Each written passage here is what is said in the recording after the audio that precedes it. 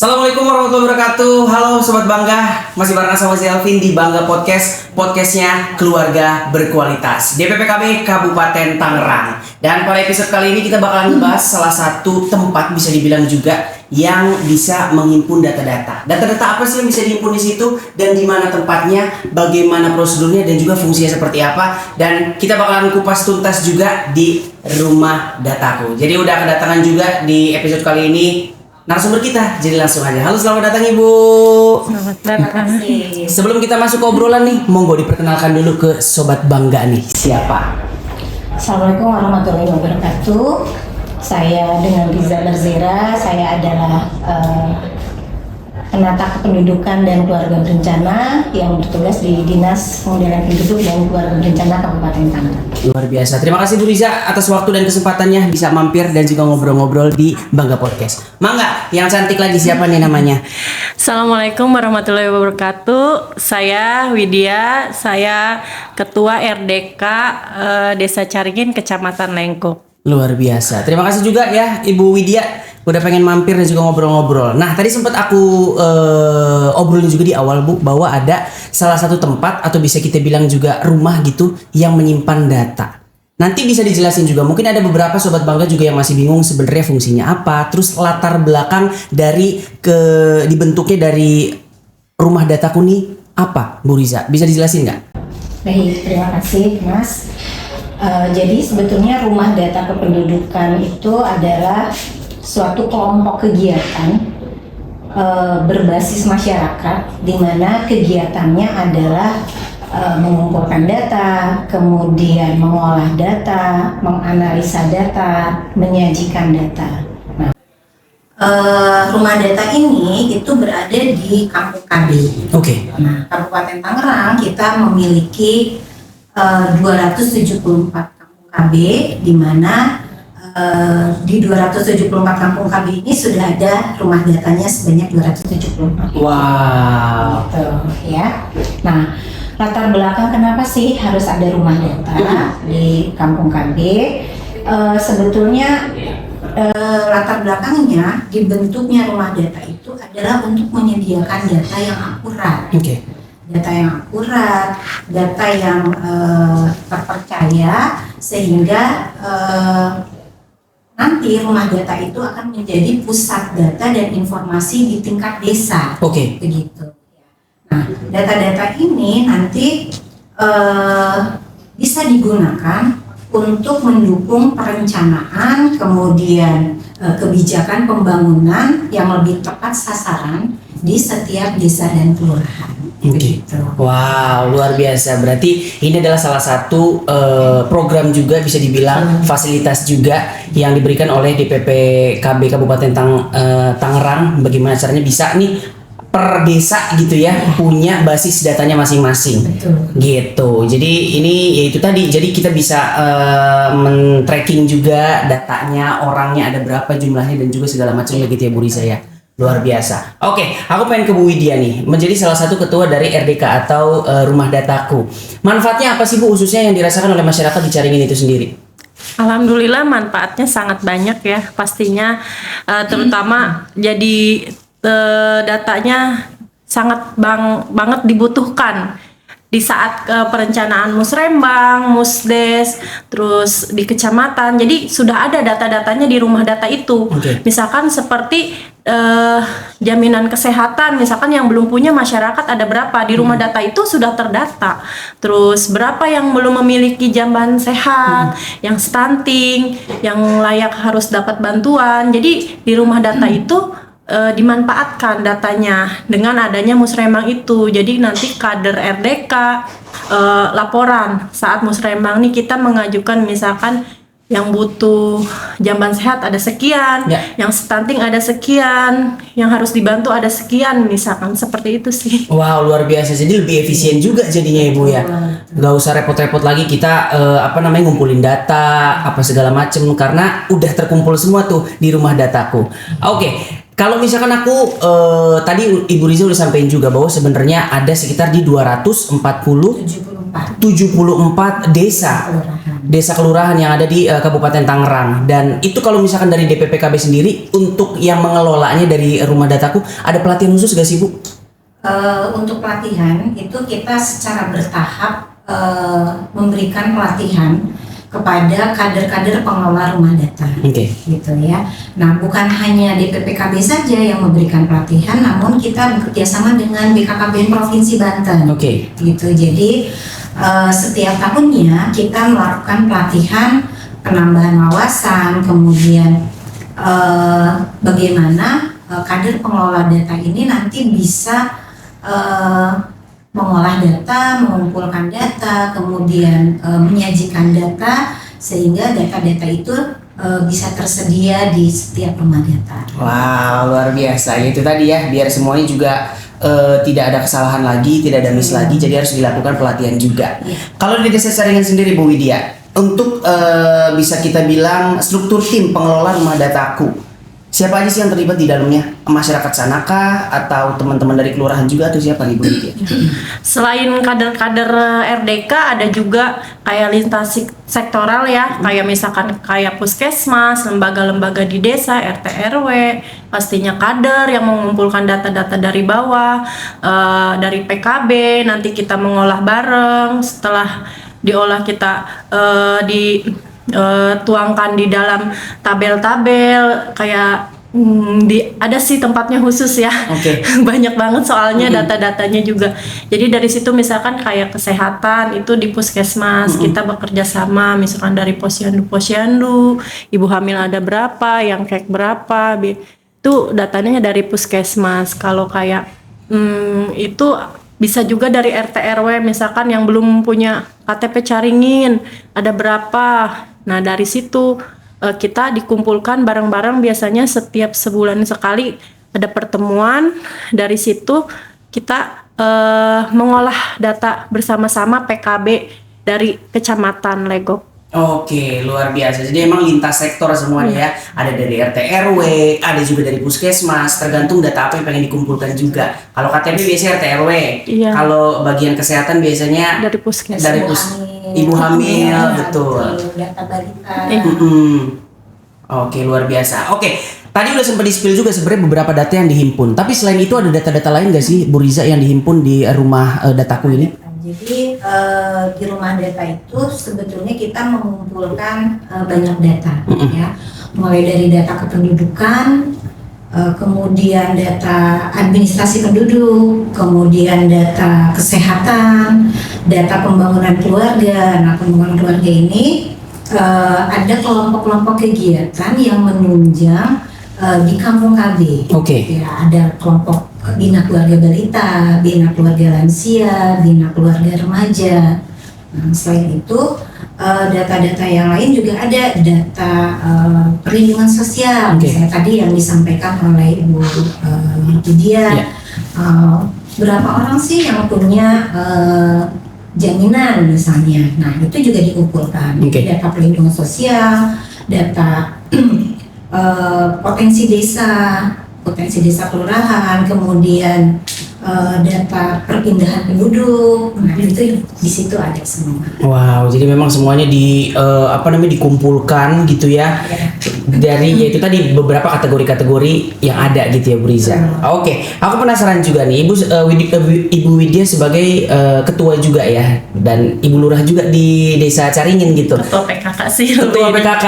Oke, luar biasa. Terus bisa diceritain nggak sih ada kegiatan atau program unggulan apa aja yang lagi dijalankan di rumah dataku yang dicaringin sejauh ini? Di rumah data sih sekarang kita memiliki inovasi yaitu macan tandukan ya. Macan tandukan? Ya. Apa nih? Apakah dia nerekam apa gimana nih Mbak Widya? Coba. Macan tandukan itu kepanjangan dari Masyarakat Caringin Taat Administrasi Kependudukan. Kenapa dibuat seperti itu? Karena di Desa Caringin itu adalah di situ banyak kawasan industri, terus banyak juga perumahan-perumahan pembangunan yang baru-baru. Jadi banyak orang perpindahan masih banyak warga yang dari Jawa atau Pulau Jawa, dari Sumatera banyak tapi belum berKTP Caringin. Oke, banyak pendatang yang belum terdata lah gitu Iya. istilahnya. Oke. Nah, akhirnya dari RDK itu kita membuat inovasi itu supaya apa? Supaya masyarakat situ bisa banyak yang pindah KTP ke Caringin. Oke. Jangan hanya tidur saja di situ. Betul. Mereka gitu. Punya data di Caringin dan bisa bermanfaat untuk pendapatan daerah tentunya. Setuju. Ya, untuk menaikkan pendapatan daerah. Seperti itu sih. Setuju luar biasa. Yaitu tadi ya, kalau misalkan kita datang tinggal di situ, ya mau nggak mau datanya juga harus jangan di situ, jangan tinggal tidur doang gitu. Jadi biar lebih enak juga kita terdata, saling kenal juga. Yang terpenting itu juga bisa meningkatkan PAD tadi ya, pendapatan daerahnya. Luar biasa. Bu Riza, tantangan terbesarnya apa sih Bu untuk ngurus RDK ini? Ya, sebetulnya tantangannya banyak ya. Yang pertama, masyarakat kita tuh masih belum terlalu peduli terhadap datanya individu, Ya. data keluarga, data individu. Kemudian mereka juga belum memanfaatkan dari data yang ada, contoh misalnya kepemilikan akte kelahiran aja. Nah, seharusnya kan setiap anak yang lahir itu didaftarkan dan dibuatkan akta kelahiran. Betul. Betul, ya. Nah, akta kelahiran ini kan banyak manfaatnya, banyak fungsinya untuk dia nanti sekolah dan lain sebagainya. Nah, masyarakat ini masih belum peduli terhadap itu, jadi masih belum menganggap bahwa data-data itu memang penting untuk dirinya sendiri, Oke. gitu ya. Kemudian tantangan yang lain mungkin juga tidak semua pemerintahan desa itu paham betul terkait dengan keberadaan rumah data. Ya. Nah, sebetulnya mereka ada datanya, tapi masih tersebar di mana-mana. Betul. Contoh misalnya, kalau mau lihat data terkait kesehatan, atau misalnya jumlah balita stunting, data keluarga risiko stunting, mereka masih harus tanya dulu ke puskesmas misalnya, atau yang nggak punya jaminan. Nah, seharusnya pemerintahan desa itu tahu berapa sih masyarakat kita yang sudah memiliki jaminan kesehatan, berapa yang belum. Ya. Nah, ini masih belum memanfaatkan itu. Jadi masih kalau ada yang kita butuh, kita baru tanya ke pihak puskesmas misalnya. Baru dibuatlah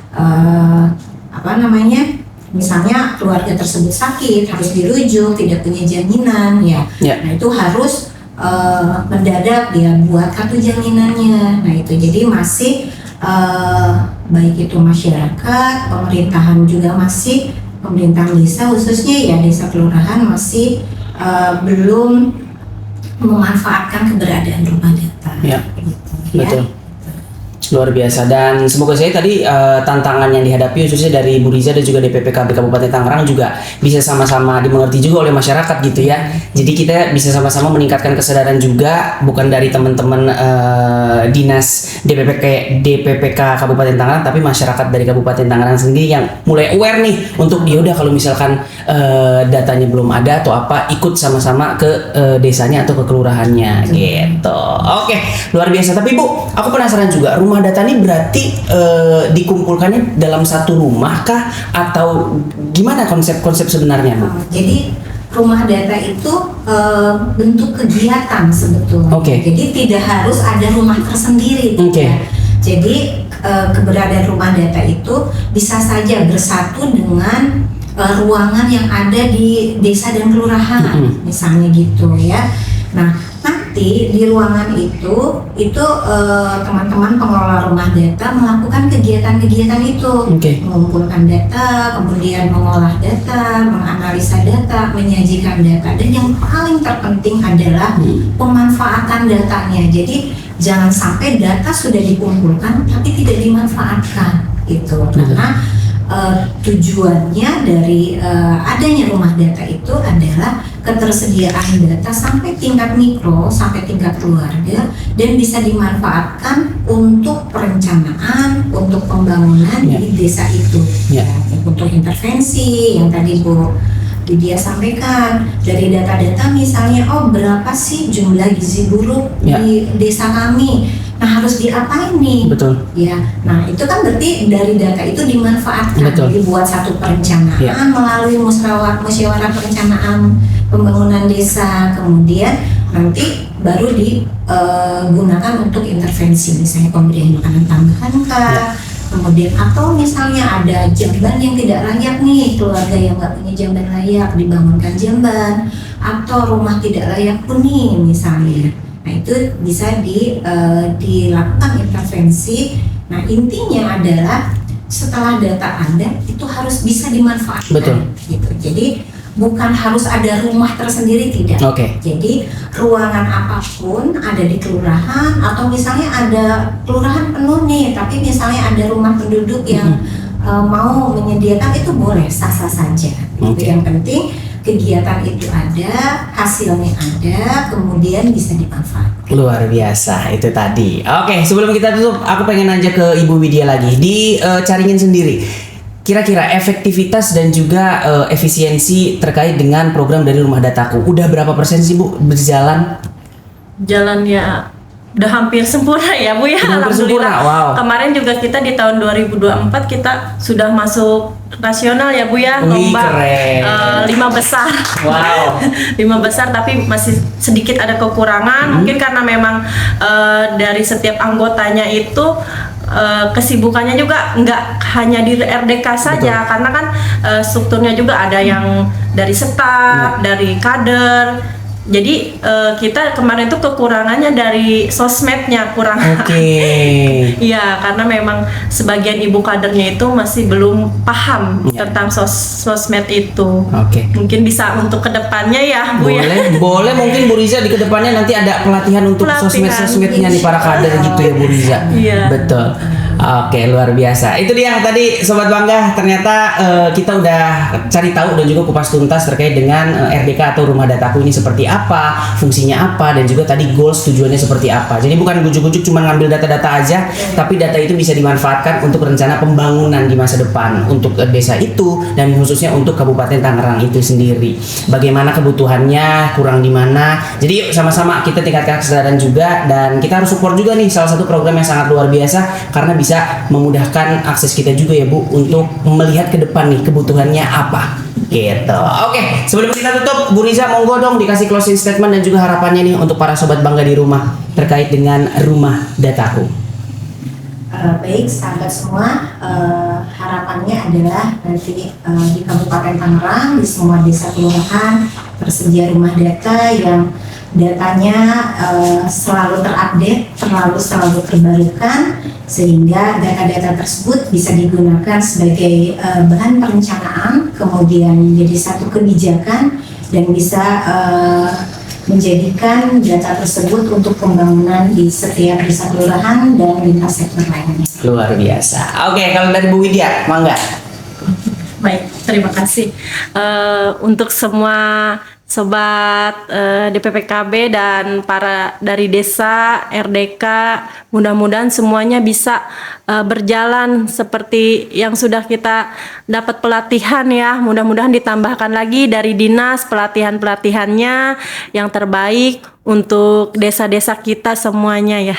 Oke, luar biasa. Itu dia Sobat Bangga, dan semoga sih tadi obrolan kita bisa menjadi edukasi dan juga informasi juga untuk Sobat Bangga, bisa tahu juga dan bisa sama-sama mensupport program-program berkualitas dan juga keren dari DPPKB Kabupaten Tangerang. Oke, kalau seperti itu terima kasih yang udah nonton episode ini. Jangan lupa untuk like, komen, dan share juga, dan jangan lupa tonton episode yang lain juga. Kalau seperti itu, salam BKKBN, berencana itu keren. DPPKB Bangga. Saya Zalmin pamit. Wassalamualaikum warahmatullahi wabarakatuh. Bye bye.